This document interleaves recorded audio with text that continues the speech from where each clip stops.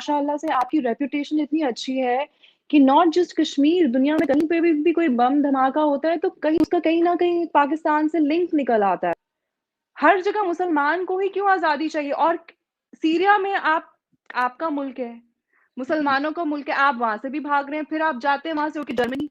Germany जाके आप कहते हैं कि भाई यहाँ स्कर्ट मत पहनो, ये फेस्टिवल मत मनाओ क्योंकि हमारे सेंटिमेंट्स हर्ट होते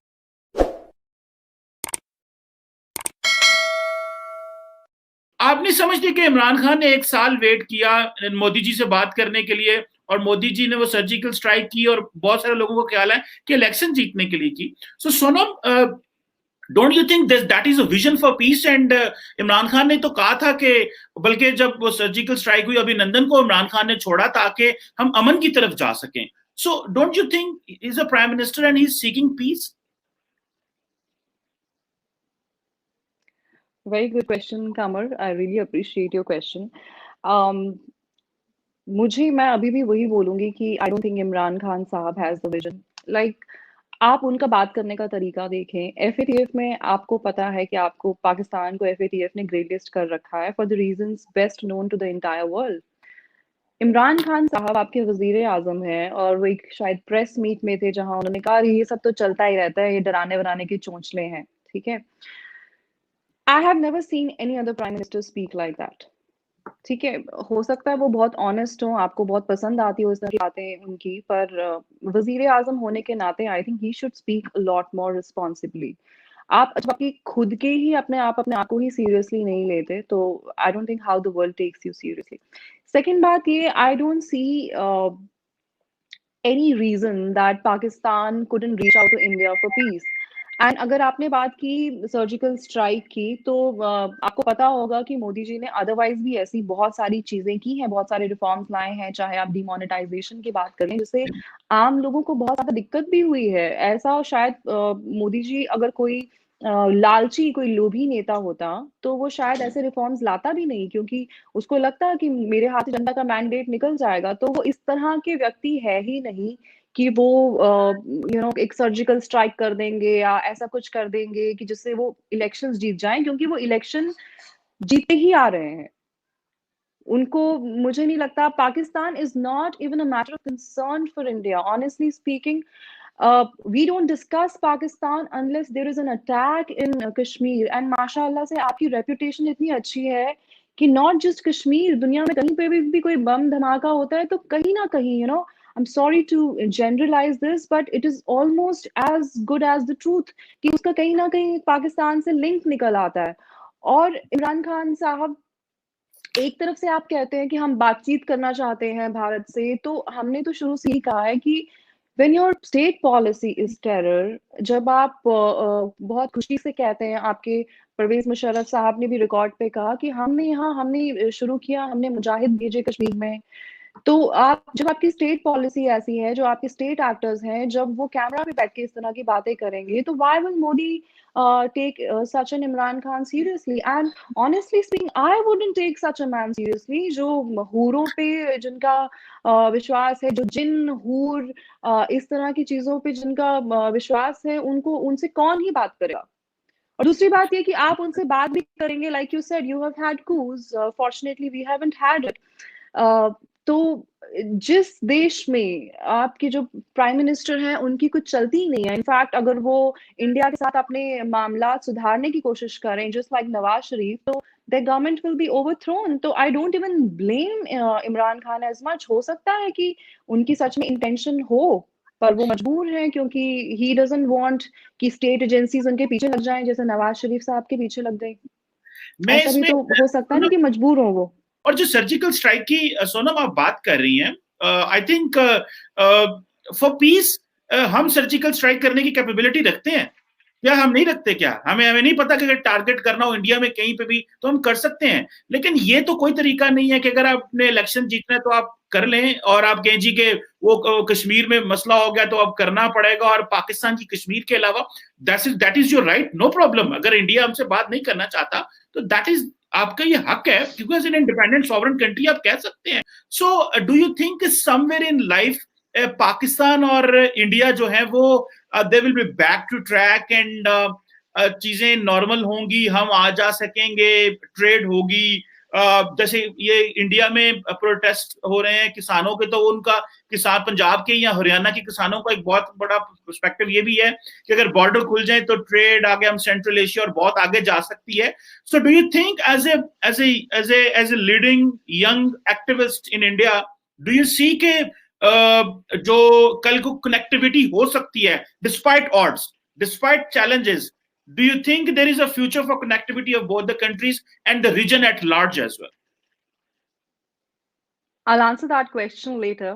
I wanted to get back to you on what you said about Imran Khan. I fully trust you when you say कि आपके पास पूरी capability है इंडिया में घुस के अटैक करने की. इनफैक्ट आप कर ही रहे हैं वो. इनफैक्ट कश्मीर में हर दूसरे दिन वो हो ही रहा है. It's just that you're using non-state actors. Pakistan में इस चीज की तो ऑफ कोर्स आपके पास बहुत ज्यादा कैपेबिलिटी है because that's your vision. You know destruction has been kind of the vision of Pakistan. उस चीज में मुझे मेरी कोई दो राय है ही नहीं. आप जरूर कर सकते होंगे. इट्स जस्ट दैट आप उसको आप of course you don't believe in fighting a war with the army. तो आप नॉन स्टेट एक्टर्स पहले भी यूज करते आए हैं, आगे भी करते रहेंगे.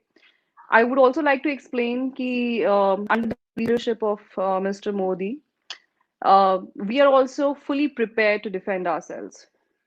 हमें बहुत अच्छे से आता है हमें अपने देश को कैसे डिफेंड करना है. And I appreciate your honesty कि एटलीस्ट आपने माना कि हमने आपके घर में घुस के सर्जिकल स्ट्राइक किया. हालांकि आप जिसको अपना घर मानते हैं वो तो पाकिस्तान ऑक्यूपाइड जम्मू एंड कश्मीर है, तो हम तो उसको अपना हिस्सा मानते हैं कि चलो बॉर्डर पार जो हमारे भाई हैं थोड़ी देर इसका ध्यान रख रहे हैं. When we want to take it back we will take it back. It's just that we have different priorities on our mind. You know, everybody can't be stuck as Pakistan, right? So we of course have better priorities on our mind. Talking about what is the collective future, I think the future belongs to those who dare to look beyond religion. Unfortunately, Pakistan hasn't been doing it. I don't see Pakistan doing it right now, but I'm very hopeful. With more and more women coming to the fore, I think आगे ये जो सच्चाई है ये बदलेगी. Pakistan will also come into mainstream. If you look at Malaysia, you see the kind of social reforms, जो economic reforms उन्होंने लाए हैं. मलेशिया आज बहुत आगे निकल गया. वो भी एक इस्लामिक मुल्क है, बट उनकी जो वैल्यूज है वो बहुत सेक्युलर है. They are not seeing everything through the lens of religion. That is why they have prospered. And if you look at Saudis, you look at Emiratis, all of them have realized it. उनको भी पता है कि उनके जो oil wells हैं, they will soon dry up. What next? If you look at Saudis, in last few years, their social values have evolved. They are trying to reform the economy also. And look at Pakistan. आप उनसे सीखने के बजाय all your life, ever since Pakistan has formed, Saudis have been the people you've been looking up to. और suddenly अभी पाकिस्तान का मयार क्या है?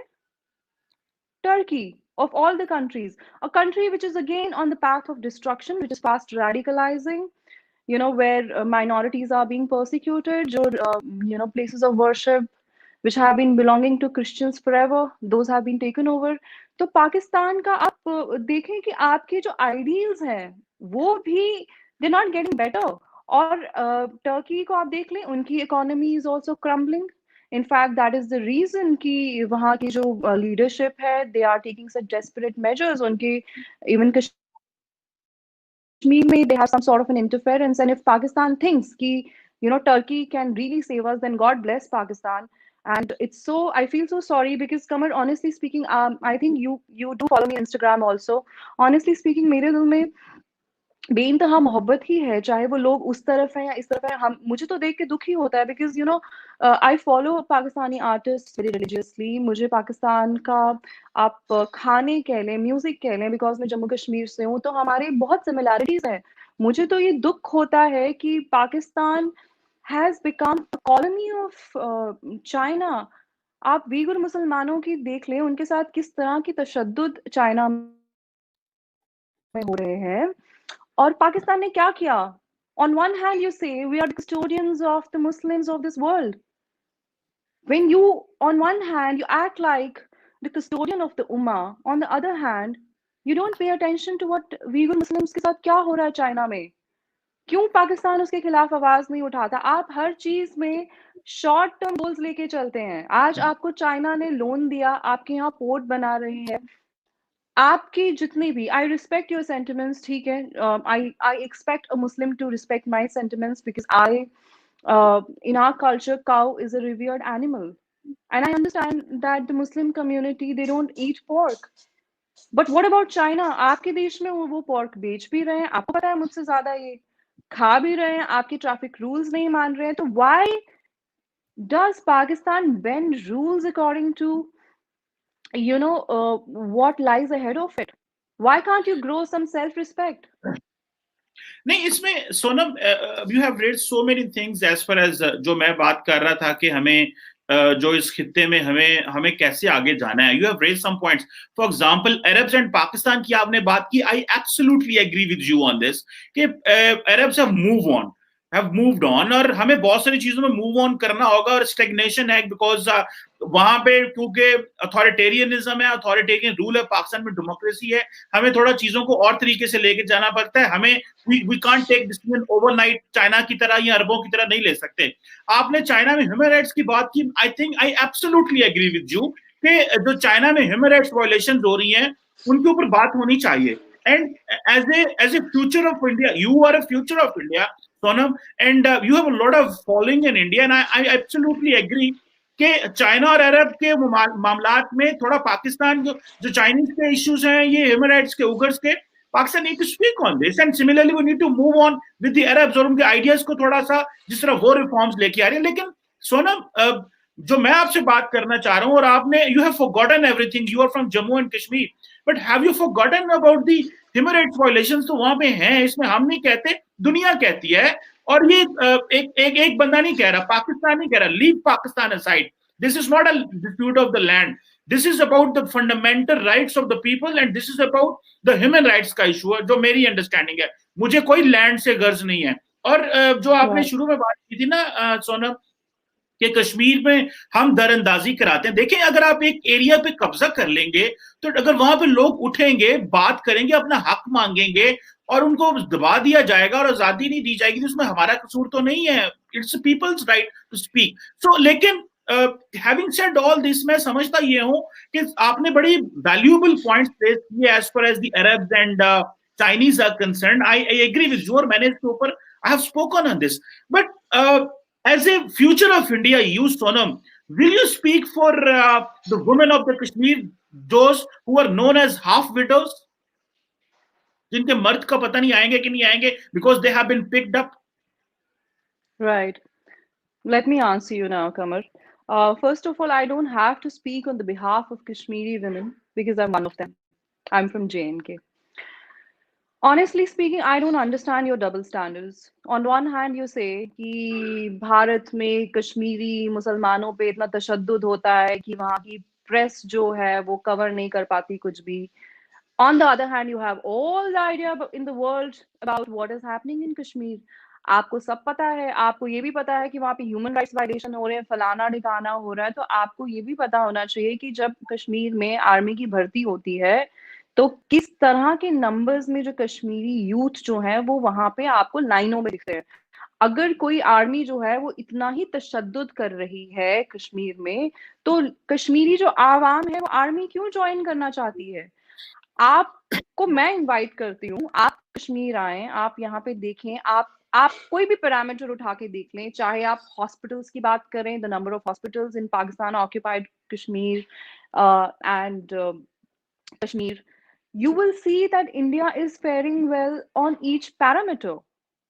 आप पेशेंट टू डॉक्टर रेशो देख लें, आप एजुकेशनल इंस्टीट्यूशंस देख लें, आप यूनिवर्सिटीज देख लें, हर हिसाब से हम लोग आपसे बहुत आगे हैं. जो हिस्सा पाकिस्तान ने ऑक्यूपाई कर रखा है उससे Kashmir is doing far better.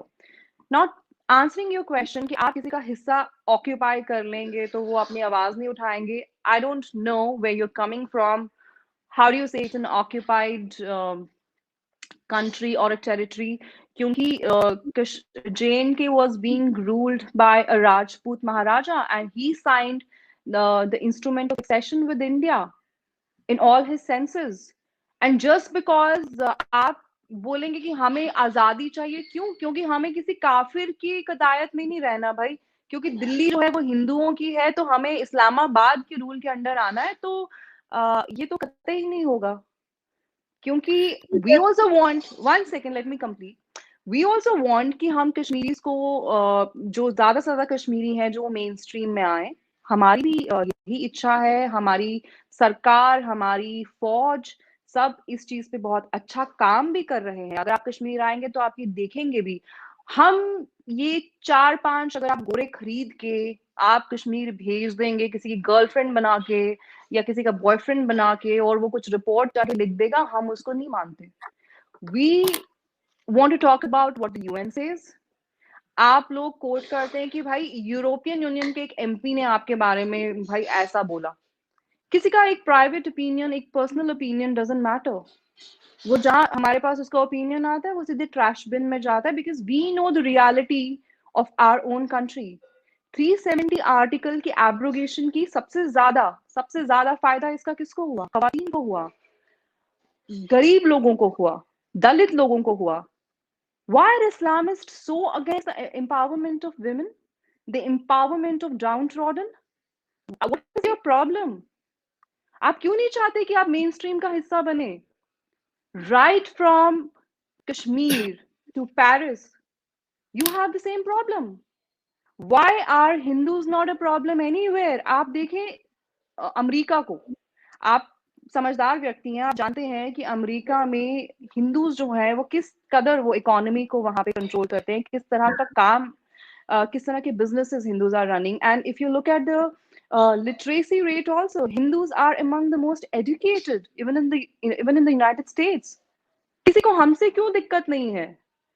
हर जगह मुसलमान को ही क्यों आजादी चाहिए? और सीरिया में आपका मुल्क है, मुसलमानों का मुल्क है, आप वहां से भी भाग रहे हैं, फिर आप जाते हैं वहां से होकर जर्मनी जाके आप कहते हैं कि भाई यहाँ स्कर्ट मत पहनो, ये फेस्टिवल मत मनाओ क्योंकि हमारे सेंटिमेंट्स हर्ट होते हैं। So it's a very vicious cycle.